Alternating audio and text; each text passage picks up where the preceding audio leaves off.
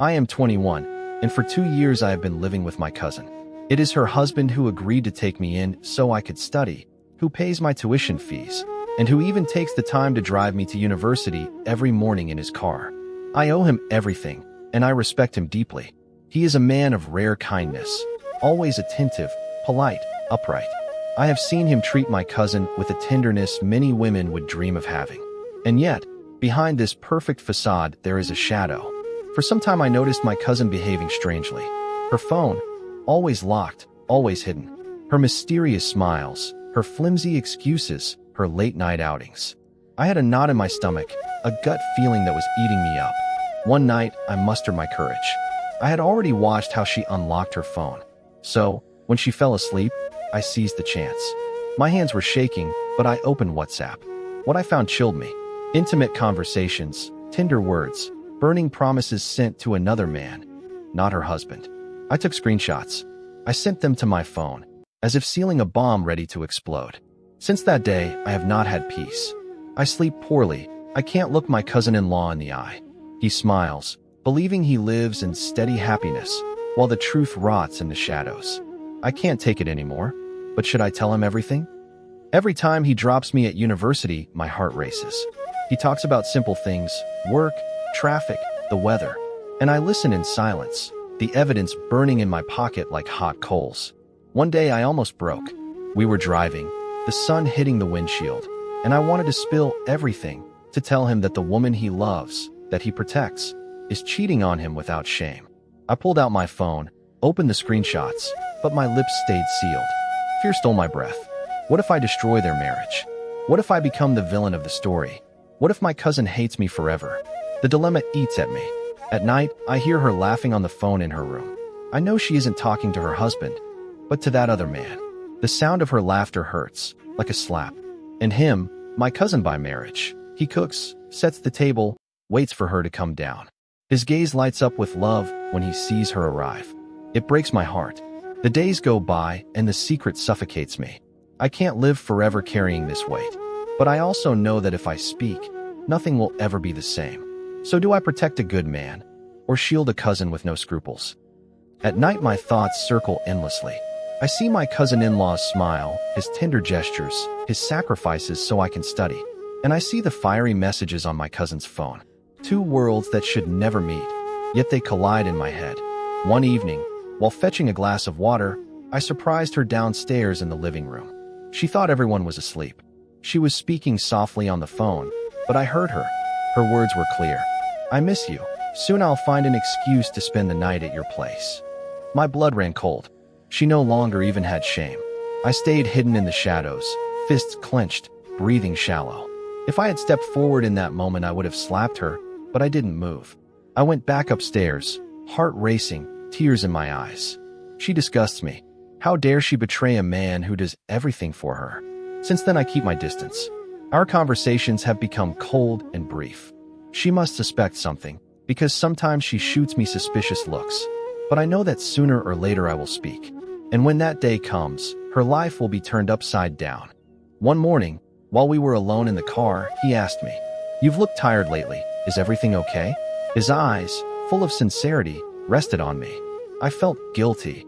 Guilty for keeping a secret that could break his heart. I hesitated. The words were on the tip of my tongue. But at the last moment I smiled faintly and said, "Yes, I'm fine. It's just university stressing me out." He believed me. He even put his hand on my shoulder, telling me he was proud of me. That simple gesture made me want to scream. At home, the tension became unbearable. My cousin lived as if nothing were wrong. She went out, laughed, enjoyed herself. Sometimes she kissed her husband tenderly, right in front of me. A repulsive performance. One evening I couldn't bear it. I opened my screenshots and looked at them again and again. Each sweet message to that other man made me sick. I know the moment is coming. I must choose, shatter her mask and reveal the truth, or continue to play the silent witness to betrayal. But what I already know is that the truth will explode. And when it does, no one will be spared. A few days later, everything took an unexpected turn. I came home earlier from university. The house was silent, too quiet. I climbed the stairs slowly, and, passing by the bedroom, I heard muffled sounds. My heart jumped. I pushed the door slightly, and saw the unthinkable. She was there, my cousin, on the phone, lying on the bed, her voice soft and full of desire, whispering obscene things to her lover. I stepped back, shocked, trembling. She didn't see me, but I had seen enough. I went out into the garden to catch my breath. Rage flooded me, burning, uncontrollable. How could she do this under her husband's roof, the man who pains himself for her? I knew that keeping this secret any longer would destroy me, but I also wanted to strike hard. Not just with words, no. I wanted the truth to smash into her face, to make her lose everything she took for granted. I began to prepare a plan. The screenshots were only the beginning. I would gather evidence, solid, irrefutable, so that on the day she had no escape. And in my head, one idea echoed: revenge. Rage consumed me for days. I searched every corner, noted dates, times, names. I started eavesdropping when they spoke in the house, watching comings and goings. I needed proof that left no doubt. The plan formed in my mind, methodical and cold. I convinced a university friend, an IT whiz, to help recover deleted messages. She worked all night on my phone, reconstructing conversations, finding fragments, images sent and deleted. Each recovered element was a blade. Then I placed small cameras bought discreetly, tiny devices hidden in objects around the living room and garage. I knew this skirted legality, but I convinced myself moral justice protected me. I also began setting the stage for when everything would explode. I noted the days he traveled, the hours he was least present. I rehearsed words I would speak, imagined his expression when he saw the betrayal. I pictured his pain, his betrayed gaze. Each night, I reread the screenshots. They seemed to sing a truth I had to make public. The fire inside me grew, fed by each piece of evidence.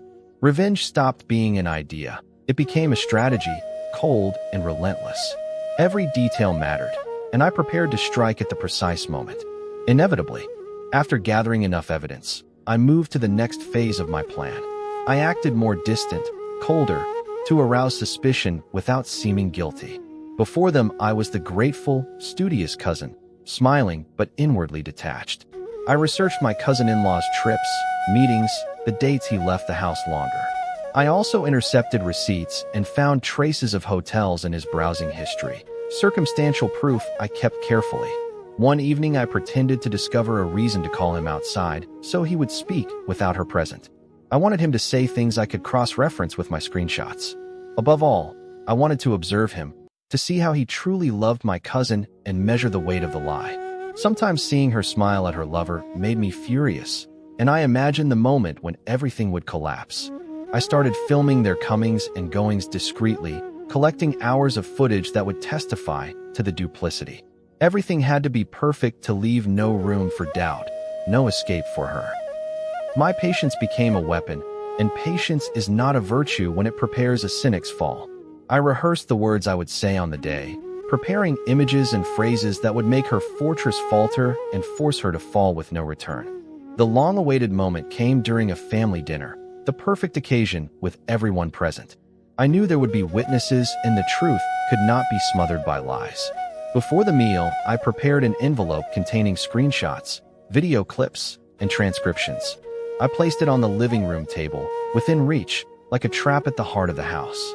My cousin was more beautiful than ever that night, made up, joyful, unaware of the turmoil about to unfold. Her husband, smiling, chatted cheerfully, ignorant his life was about to collapse.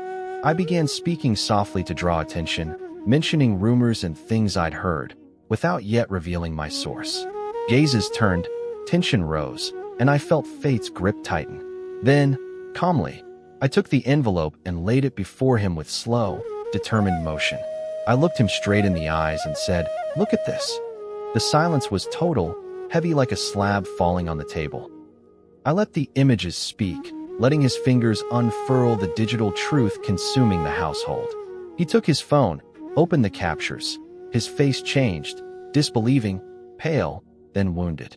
My cousin went white, tried to deny, to stammer explanations, but the evidence fell like stones. Guests were frozen, helpless, witnesses to a brutal collapse. The husband plunged into a heavy silence as if the floor had given way beneath him.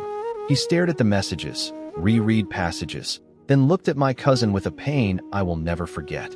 She began to cry, but her tears felt calculated, a desperate attempt to soften anger, and by time. The house thrummed with a mix of compassion and dismay, but inside I savored the fall she deserved. Quickly, family members took sides, some defending the husband, others trying to calm things to avoid scandal. But he wanted clear answers and the scope of betrayal. Trapped, my cousin tried to blame a passing passion, a moment of weakness, human frailty.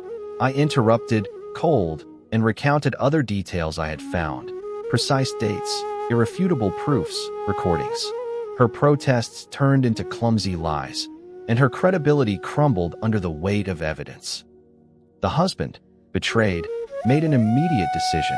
He asked her to leave the house and sort out her things at once. She begged, pleaded, but her performance no longer worked. The house that had given her everything shut on her like a prison door. I watched, impassive.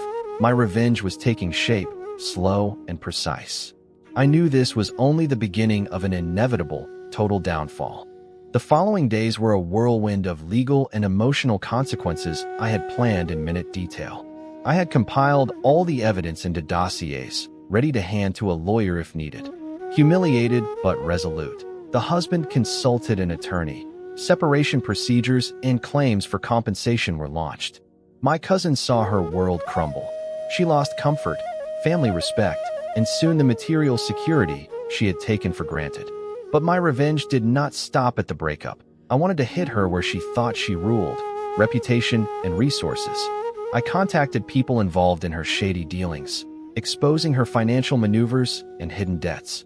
Anonymous calls were made to banks and creditors, accompanied by proof of lies and breaches of trust. Gradually, accounts were frozen, lines of credit suspended, and a house she held in a front name came under investigation. She thought she could buy silence, but money could not hide things once they became public. Her downfall was public. Friends shunned her, employers doubted her, calls demanding explanations about her immoral behavior came in. When the lover, exposed by my evidence, retreated and abandoned all responsibility, she was left alone, penniless and discredited. I watched, merciless yet calm, as everything she had built crumbled. This was my personal justice, cold and total, without pity. Nothing would save her now. After the storm came a calm, but this calm tasted bitterer than I had expected. The husband, emerging from betrayal's fog, began to rebuild his life. He focused on work and healing. One evening he thanked me in a trembling voice for having had the courage to tell him the truth, but his words were laced with infinite sadness. I felt relief, yes, but also an odd emptiness, as if revenge had hollowed something out of me. The family was fractured. Some admired my loyalty to a good man, others condemned my intrusive methods. I had crossed a line. Moral light grew murky when personal justice replaces the law. Neighbors whispered, social networks buzzed, and my cousin, ruined socially, tried to start over somewhere far from prying eyes. Sometimes I caught myself thinking about her early years, her choices, what steered her toward duplicity. I did not rejoice in her misery, but I was convinced balance had been restored by my action. In time, the husband and I found a calmer relationship built on respect and gentleness. Yet the wound remained deep. As for me, I learned that vengeance, however terrible, leaves marks only time can fade. Each night, I revisited his lost look and thought that justice had a price. The final act was the cruelest, sealing her downfall and locking the end of her illusion. I still held one last card, proof of fraud and embezzlement she had orchestrated for years. I had obtained these by methodically searching her papers, speaking to former associates, and cross-checking bank documents. When these elements were handed to the authorities, a formal investigation began, more merciless than anything I had imagined. The accusations landed like a guillotine: breach of trust, financial complicity, manipulation of family funds. My cousin, already ruined socially, saw her name linked to crimes that could carry criminal charges. The press covered the case, neighbors turned away, and the few remaining friends distanced themselves for fear of being implicated. Months later, a trial unfolded. The courtroom became the theater of a public unmasking of her duplicity. She tried to defend herself, to plead weakness, but the files were massive and the documents coldly incriminating. When the judge pronounced sentences for the proven offenses, silence fell as an extra sentence on her future. Her life was destroyed, convictions, fines, and the irreversible stigma that now accompanies her name. She lost everything, and her name now only evokes contempt and silence. I remained there, invincible spectator, knowing my revenge, terrible and total, had restored justice to the betrayed goodness.